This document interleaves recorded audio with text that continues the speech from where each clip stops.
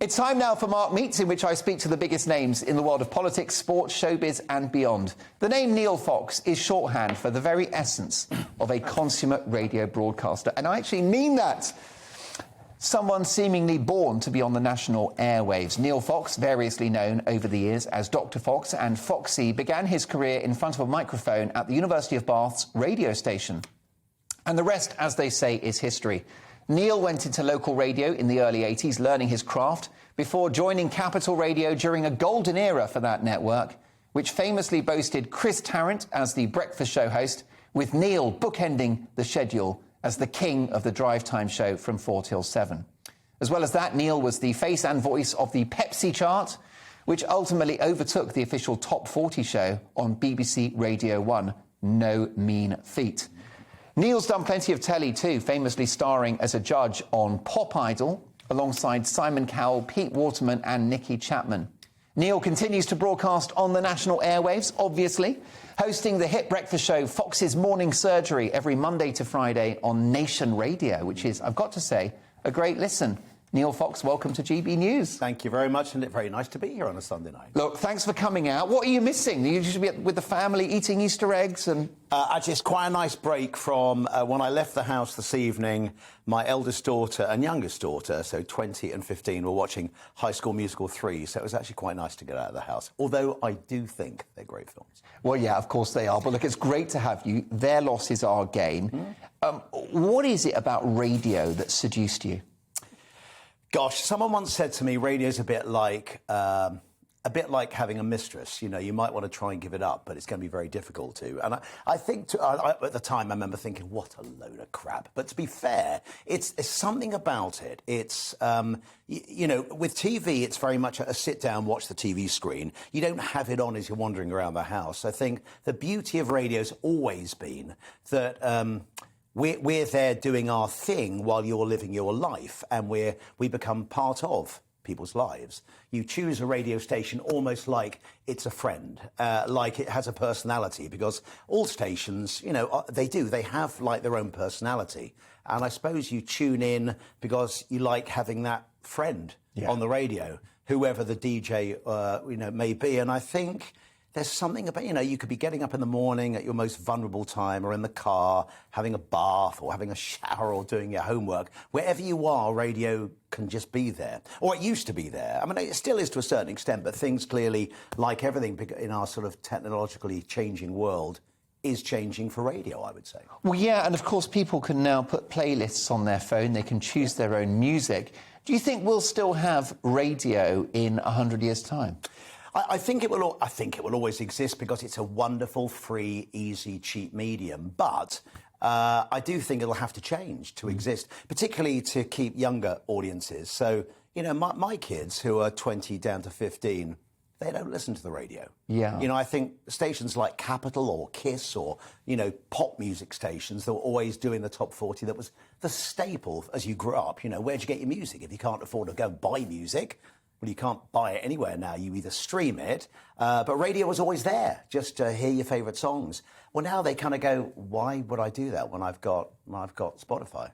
$7.99 for every song that's ever made. And you hosted a chart show when the charts really mattered.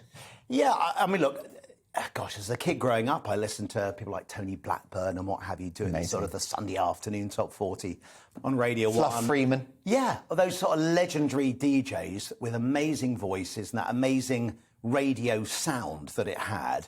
I ended up being lucky enough to take it over in '93. We ended up with a brilliant sponsor, Pepsi, who wanted to do fun things with music. So it was a really nice fit of a show with a really good sponsor. And we just had a lot of fun. You know, Radio 1 were always doing 40, 39, 38. They were sort of just counting down the songs. Yeah. And we decided, I guess like you guys here, you know, there are lots of other channels doing news, so you can't do the same thing. You have to offer something different, maybe entertaining. So we tried to do an entertaining top 40. But I really miss the days. I mean, maybe I sound like an old duffer, but I miss the days when the charts really mattered and when we eagerly anticipated who would be announced as #1 on a Sunday night. Yeah, I agree. And I genuinely think that actually radio bosses now have cocked up by not actually paying attention to charts and making it making it important, because if Yes. you do a really good show and put the money and, in a way, sort of let people know you think this is important, they will think it's important. If you don't, they won't either. And I know that the charts don't exist in the same way. We don't rush out and buy records anymore. But, you know, kids growing up and adults who have grown up in the sort of pop era, you know, anyone under 80 has grown up with Elvis and everything that's come since.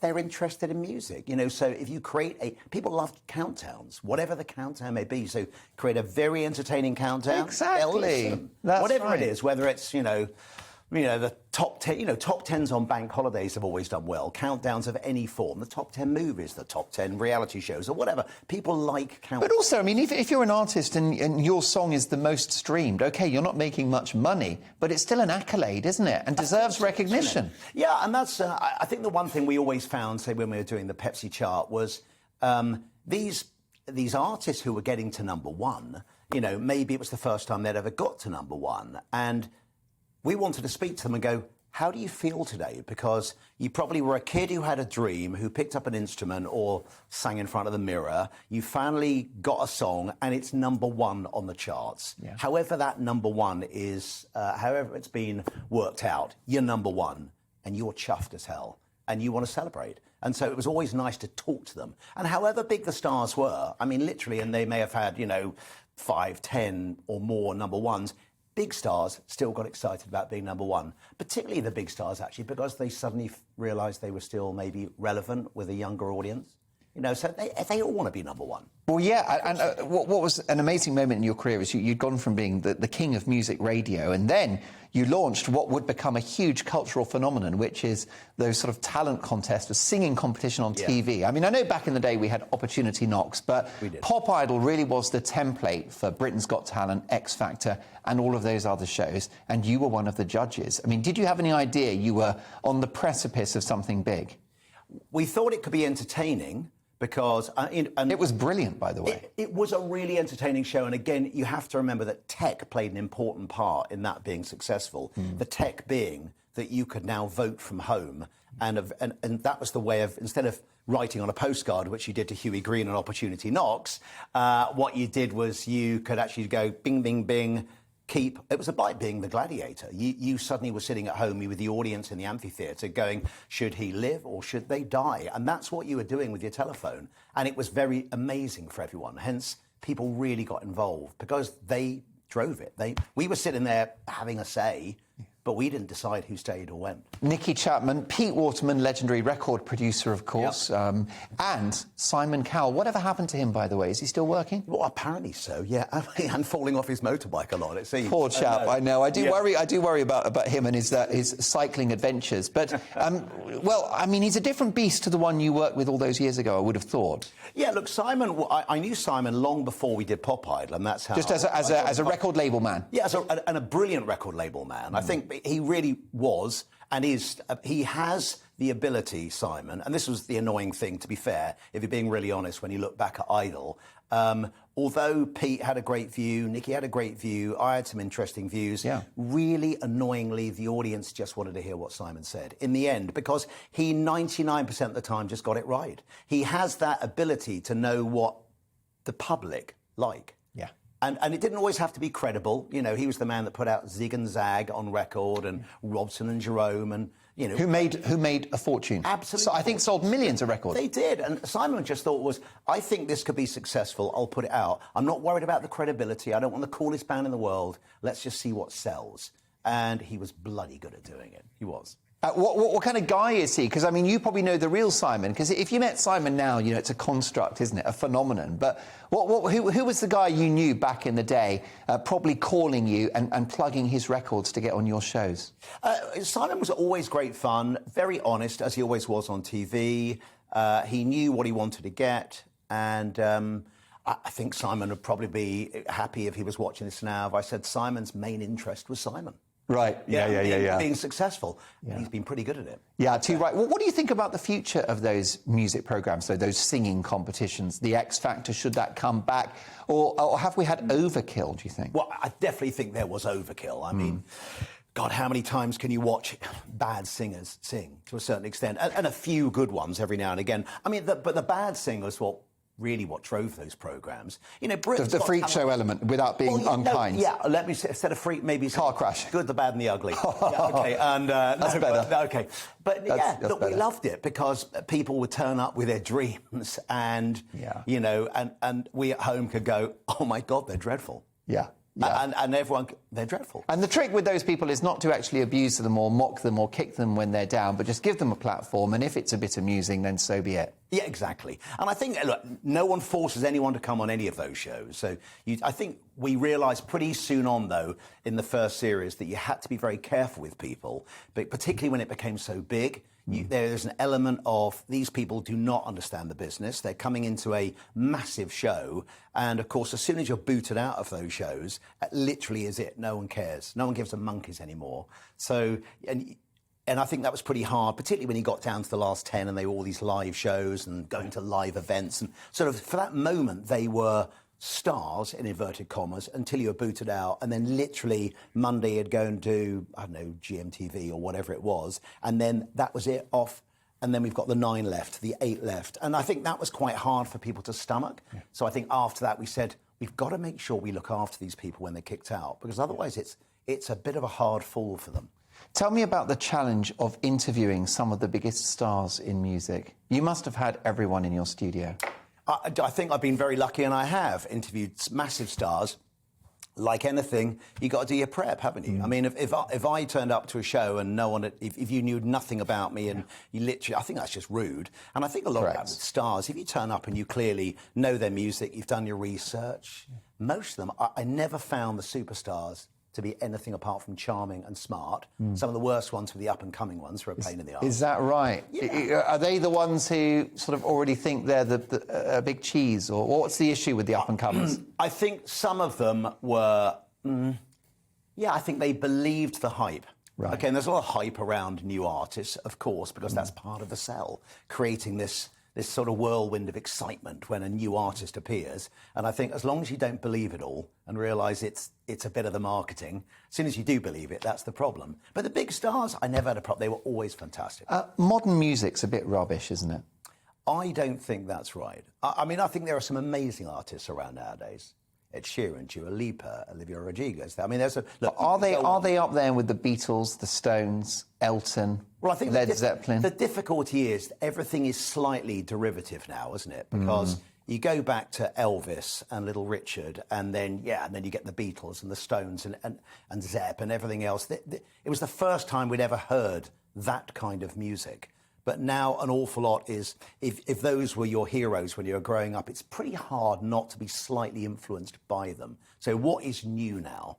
Is there a new sound out there? But there are still great artists, I think, making really great songs. I mean, some of the stuff that my kids are listening to is brilliant. Yeah, and I'm sure that's what you play in the morning, a variety of tunes on Nation Radio. Tell me about Nation Radio, a very exciting project. Well, Nation is a small radio station. It's a small part of a network called Nation Broadcasting. And actually, we've assembled a really good team of, jocks, some of which were in that, you mentioned, the sort of Capital heyday, in that sort of late 80s, 90s, where it sort of dominated, a bit like Russ Williams, Neil Francis and other people. All brilliant pros. Yeah, really good and nothing to prove, really good broadcasters.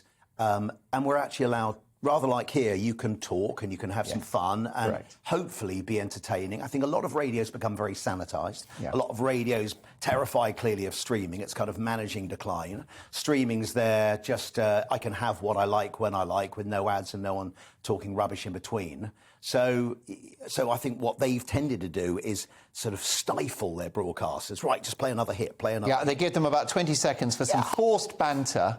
About whatever else. And normally plugging the programme's sponsorship ad nauseum. It's not all great, is it? I think you have to sort of go, if people are listening to you, they need to be entertained. Like this, comedy headlines, whatever it may be. They need some entertainment in life. Because if I want music, I've got Spotify or Apple Music. If I want some entertainment that's a mix of a bit of music and a bit of chat and a bit of stuff, whatever stuff may be, hopefully that's what we're still doing. And I'll give you, Ed Sheeran and Adele, many others, great artists. I'm pleased to say many of them great British stars. I'd love to know the percentage footprint that we have in world music, but it's probably substantial, I would have thought, in terms of record sales. I think it still is. I think we still are, for our little island, we've always punched way above our weight when it comes to music and entertainment. Yeah, which is remarkable. But do you think the commercialisation of music is killing it as a genre? I mean, that's my main concern. You do have your Ed Sheerans, but then I hear a lot of stuff. My kids play me other bands, and they all sound like Ed Sheeran.